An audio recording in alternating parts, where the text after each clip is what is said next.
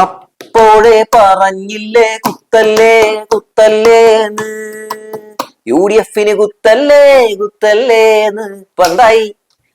Life mission പദ്ധതിയും നിർത്തലാക്കാൻ പോവുകയാണ്. അങ്ങനെ ഭവനരഹിതമായിട്ടുള്ള ആളുകളൊക്കെ ഈ വീടൊക്കെ കിട്ടി അങ്ങനെ സുഖിച്ച് ജീവിക്കണ്ട എന്ന നിലപാടിലേക്ക് UDF സർക്കാർ എത്തുകയാണ്.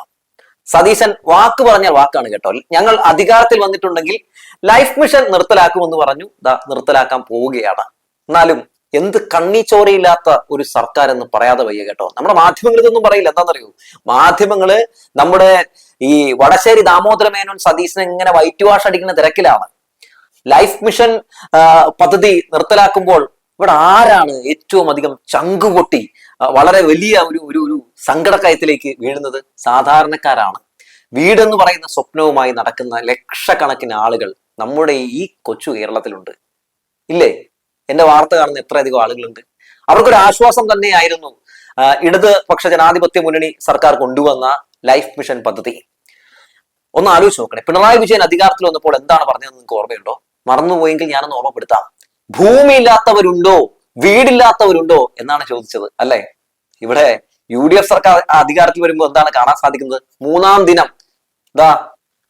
ജനിച്ച മണ്ണിൽ ജീവിക്കുക എന്ന ലക്ഷ്യം വെച്ച് സമരം ചെയ്യുന്ന പാരിയത്തുകാവിലെ പട്ടികജാതി വിഭാഗത്തിൽപ്പെട്ട ആളുകളെയൊക്കെ കുടിയൊഴിപ്പിക്കൽ എന്ന പേരിൽ പോയി അങ്ങ് മർദ്ദിച്ച് കടക്ക് പുറത്ത് എന്ന് പറയുകയാണ്. അപ്പൊ അതിന് പിന്നാലെ തന്നെ അങ്ങനെ ആരും ഇനിയിപ്പോ ഈ ലൈഫ് മിഷനിൽ വീട് കിട്ടി അങ്ങ് താമസിക്കണ്ട, അങ്ങനെ സുഖിക്കണ്ട എന്ന് തീരുമാനിക്കുകയാണ്. എത്ര നീചമായിട്ടുള്ള ഒരു ചിന്താഗതി, അല്ലെ? അല്ലാതെ എന്താണ് പറയുക? കഴിഞ്ഞ സർക്കാർ 5.5 ലക്ഷം ആളുകൾക്കാണ് ലൈഫ് വഴി വീട് കൊടുത്തത്. 5.5 ലക്ഷം ആളുകൾക്ക്. ഈ 5.5 ലക്ഷം ആളുകളും സഖാക്കളായിരുന്നു. എല്ലാ രാഷ്ട്രീയ പാർട്ടിയിലുള്ള ആളുകളും ഉണ്ടായിരുന്നു. എല്ലാ രാഷ്ട്രീയ പാർട്ടിയിലുള്ള ആളുകൾക്കും ഒക്കെ ലൈഫ് പദ്ധതി വഴി വീട് കിട്ടിയിട്ടുണ്ട്. അർഹതപ്പെട്ട ആളുകൾക്ക് തന്നെയാണ് കിട്ടിയിട്ടുള്ളത്. ഇനിയിപ്പോ അതൊന്നും ഇല്ലാത്തൊരവസ്ഥയിലേക്ക് പോവുകയാണ്. ലൈഫ് മിഷൻ പദ്ധതി നിർത്തലാക്കിക്കൊണ്ട്, ഇങ്ങനെ ജനകീയ പദ്ധതികളൊക്കെ നിർത്തലാക്കിക്കൊണ്ട് എന്താണ് ഈ സർക്കാർ ഉദ്ദേശിക്കുന്നതെന്ന് എനിക്ക് മനസ്സിലാവുന്നില്ല. മാത്രമല്ല, ഒന്ന് ആലോചിച്ച് നോക്കൂ, ഇനിയിപ്പോ അടുത്തത് എന്താണ് നിർത്തലാക്കാൻ പോകുന്നത് എന്നാണ് എല്ലാവരും ഇങ്ങനെ അതിശയിക്കുന്നത്. കാരണം ഞങ്ങൾ വന്നാൽ പെൻഷൻ നിർത്തലാക്കും എന്ന് പണ്ട് പറഞ്ഞിട്ടുണ്ടല്ലോ. ഇനിയിപ്പോ പെൻഷൻ നിർത്തലാക്കുമോ എന്ന ഭയത്തിലാണ് 62 ലക്ഷം പെൻഷൻ മേടിക്കുന്ന ആളുകൾ എന്നുള്ളതാണ്. ഇത്തവണ പോലും പെൻഷൻ കൊടുക്കാൻ വലിയ മടിയായിരുന്നു. അവസാനം പ്രതിപക്ഷ നേതാവ് പിണറായി വിജയൻ ഒരു ഡയലോഗ് അടിച്ചു. അതായത്, നിങ്ങൾ ചെയ്യുന്ന എല്ലാ കാര്യങ്ങളും ഞങ്ങൾ പിന്തുണയ്ക്കും, പക്ഷേ ജനക്ഷേമ പദ്ധതികൾ എന്തെങ്കിലും മുടങ്ങിയാൽ അപ്പോ കാണാം കേട്ടോ എന്നാണ് പറഞ്ഞത്. അതിന് തൊട്ടു പിന്നാലെയാണ് VD സതീശന്റെ സർക്കാർ 3000 രൂപ വെച്ച് ഞങ്ങൾ പെൻഷൻ നൽകാൻ പോവുകയാണ്, 25-ാം തീയതി മുതൽ വിതരണം നടത്തി തുടങ്ങും എന്ന രീതിയിലുള്ള ഒരു പ്രഖ്യാപനമൊക്കെ നടത്തിയത്. അതും കിട്ടുമോ ഇല്ലയോ എന്ന് കിട്ടിയാൽ അറിയാം, അത്രയേ ഉള്ളൂ. കാരണം കഴിഞ്ഞ 18 മാസം പെൻഷനൊക്കെ മുടക്കിയ ഒരു സർക്കാരാണ് 10 വർഷത്തിന് ശേഷം വീണ്ടും അധികാരത്തിൽ കയറിയിരിക്കുന്നത് എന്നുള്ളതാണ്. മാത്രമല്ല, ഇപ്പോ ഈ ലൈഫ് വഴി വീടിനില്ല, ലൈഫ് മിഷൻ നിർത്തുന്നു എന്ന പ്രഖ്യാപനം വരുമ്പോൾ ഏതെങ്കിലും ഒരു മാധ്യമം ഇതിന്റെ പേരിൽ അന്തിച്ചർച്ച നടത്തുന്നുണ്ടോ? ഏതെങ്കിലും ഒരു മാധ്യമം ഈ സർക്കാരിനെ കുറ്റപ്പെടുത്തിക്കൊണ്ട് രംഗത്തേക്ക് വരുന്നുണ്ടോ? ഏതെങ്കിലും ഒരു മാധ്യമം ഇത് ജനവിരുദ്ധമാണെന്ന് പറയുന്നുണ്ടോ? ഇല്ല. അതാണ് നമ്മുടെ വലതുപക്ഷ സർക്കാരിന് ലഭിക്കുന്ന ഏറ്റവും വലിയ പ്രിവിലേജ് എന്ന് പറയുന്നത്. അല്ലെങ്കിൽ UDF സർക്കാർ അധികാരത്തിലിരുന്നപ്പോൾ എപ്പോഴാണ് പാവപ്പെട്ട ആളുകൾക്ക് എന്തെങ്കിലും ഗുണം കിട്ടിയിട്ടുള്ളത്? ഈ മാഫിയകളെ പോലുള്ള ആളുകൾക്ക് മാത്രമാണ് സത്യത്തിൽ UDF അധികാരത്തിൽ ഇരിക്കുമ്പോൾ ഗുണം കിട്ടാറുള്ളൂ. ഇപ്പൊ തന്നെ ആലോചിച്ച് നോക്കൂ, ഈ UDF സർക്കാർ ഇത്തരത്തിൽ ഒരു നിലപാട് സ്വീകരിക്കുമ്പോൾ ഇനി ആളുകൾ ഏത് രീതിയിലാണ് പ്രതിസന്ധിയിലാകാൻ പോവുക? വീടില്ലാത്ത ആളുകളൊക്കെ വീണ്ടും വാടക വീടുകൾ തേടി പോകേണ്ടി വരും. അങ്ങനെ നമുക്ക് കിട്ടുന്ന വരുമാനം, തുച്ഛമായിട്ടുള്ള വരുമാനം ഈ വാടകയായിട്ട് കൊടുക്കേണ്ടി വരും. അല്ലെങ്കിൽ UDF സർക്കാർ അധികാരത്തിൽ വന്നേ പിന്നെ വിലകയറ്റം രൂക്ഷമാണ്. പാല് തുടങ്ങി സകലമാന സാധനത്തിനും വില കയറിക്കൊണ്ടിരിക്കുകയാണ്. അതൊന്നും പിടിച്ചിരുത്താൻ ശ്രമം നടത്തുന്നില്ല. അതിനിടയിൽ ഇരുട്ടടി പോലെ ഇതോടെയും കിട്ടുന്നതോടുകൂടി തന്നെ സാധാരണപ്പെട്ട പാവപ്പെട്ട ജനങ്ങൾ പ്രതിസന്ധിയിലായി പോകുമെന്ന കാര്യത്തിൽ ഒന്നും പറയാനില്ല. അതങ്ങനെ തന്നെയാണ്. വലിയ പ്രതീക്ഷയോടെയാണ് ഇവരുടെ ഇന്ദിരാ ഗ്യാരണ്ടിയൊക്കെ കണ്ട് ജനങ്ങൾ ഇവരെ അധികാരത്തിലേറ്റിയത്. ഇപ്പോൾ എന്താണ് കാണുന്നത്? എന്തൊക്കെ നിർത്തുന്നു? കേരളയിൽ നിർത്തുന്നു. ഈ കേരളയിൽ എന്ന് പറയുന്ന സംഭവം നിർത്തുമ്പോൾ സ്വാഭാവികമായും നമുക്ക് തുടങ്ങി അതിവേഗ പാതകളൊന്നും വേണ്ട എന്നാണോ ഈ VD സതീശൻ സർക്കാർ ഉദ്ദേശിക്കുന്നത്? കേരളയിൽ കഴിഞ്ഞ ജനുവരിയിൽ തന്നെ LDF ഉപേക്ഷിച്ചൊരു പദ്ധതിയാണ്. അത് ഞങ്ങൾ വീണ്ടും ഉപേക്ഷിച്ചു എന്ന് പറയുന്നത് ഒരു വിരോധാഭാസമായിട്ട് മാത്രമേ കാണാൻ കഴിയുള്ളൂ. പക്ഷെ ഇങ്ങനെയൊക്കെ ഉപേക്ഷിക്കുമ്പോഴും ഒരു അതിവേഗ പാത നമുക്ക് വേണ്ടേ എന്നൊരു ചോദ്യം നിലനിൽക്കുന്നുണ്ട്. അതിനൊന്നും ഉത്തരം പറയാൻ ഇപ്പോഴും VD സതീശന് കഴിയുന്നില്ല. തൊട്ടു പിന്നാലെ തന്നെ ഇനി ആശമാരെ പറ്റിച്ചിരിക്കുകയാണ്. ആശമാർക്ക് ഞങ്ങൾ അധികാരത്തിൽ വന്ന ആദ്യത്തെ ക്യാബിനറ്റ് യോഗത്തിൽ 21,000 രൂപ ഞങ്ങൾ ഓണറേറിയമായിട്ട് കൊടുക്കും, അങ്ങനെ ആക്കി മാറ്റൂ എന്ന് പറഞ്ഞു. എന്നിട്ട് എത്ര രൂപയാണ് വർദ്ധിപ്പിച്ചത്? 3,000 രൂപ. പക്ഷെ നമ്മുടെ മാധ്യമങ്ങളൊന്നും 3,000 രൂപ മാത്രമേ വർദ്ധിപ്പിച്ചുള്ളൂ, ആശമാരെ പറ്റിച്ചു എന്ന് പറഞ്ഞ് വാർത്തയില്ല കേട്ടോ. അവിടെ എന്ത് പറയുന്നറിയോ? 3,000 രൂപ അങ്ങ് കൊടുത്തു എന്ന രീതിയിൽ അതങ്ങ് വലിപ്പത്തിൽ അങ്ങനെ വലിയ രീതിയിൽ വെണ്ടയ്ക്ക അക്ഷരത്തിൽ എഴുതി കാണിച്ച് VD സതീശനെ സംരക്ഷിക്കും. ഒപ്പം അതിന് ചൂട്ടുപിടിക്കാൻ വേണ്ടി ഈ സൂസിമാരും ഉണ്ടല്ലോ, അവരും വന്നിട്ട് 3,000 രൂപ കിട്ടി കേട്ടോ, 3,000 എന്ന് 21,000-നേക്കാൾ മുകളിലാണ് 3,000 എന്ന മട്ടിൽ അവരും വെച്ച് കീച്ചു. മാധ്യമങ്ങൾ അതുപോലെ തന്നെ കൊടുക്കുകയും ചെയ്യും. വല്ലാത്തൊരവസ്ഥ തന്നെ അല്ലേ. മാത്രമല്ല ഇപ്പൊ വനിതകൾക്ക് സൗജന്യമായിട്ട് KSRTC യാത്ര എന്നായിരുന്നല്ലോ പറഞ്ഞിരുന്നത്.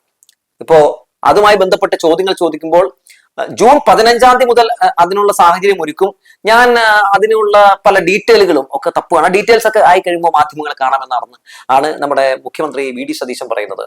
അല്ല, ഞാനൊരു കാര്യം ചോദിച്ചോട്ടെ, ഈ ഇന്ദിരാ ഗ്യാരണ്ടിയിൽ പറഞ്ഞിരുന്നത് ഞങ്ങൾ ജയിക്കുകയാണെങ്കിൽ കേരളത്തിലെ എല്ലാ വനിതകൾക്കും KSRTC-യിൽ സൗജന്യമായ യാത്ര എന്നല്ലേ പറഞ്ഞിരുന്നത്? ഇന്ന ബസ്സിൽ ഇന്ന ഇടം വരെ എന്ന് എവിടെയെങ്കിലും പറഞ്ഞിരുന്നു? ഇല്ല, ഏത് ബസ്സിൽ വേണമെങ്കിലും യാത്ര ചെയ്യാമെന്നാണ് മാധ്യമ പ്രവർത്തകർ ചോദിച്ചപ്പോൾ അന്ന് UDF-ന്റെ നേതാക്കൾ പറഞ്ഞത്.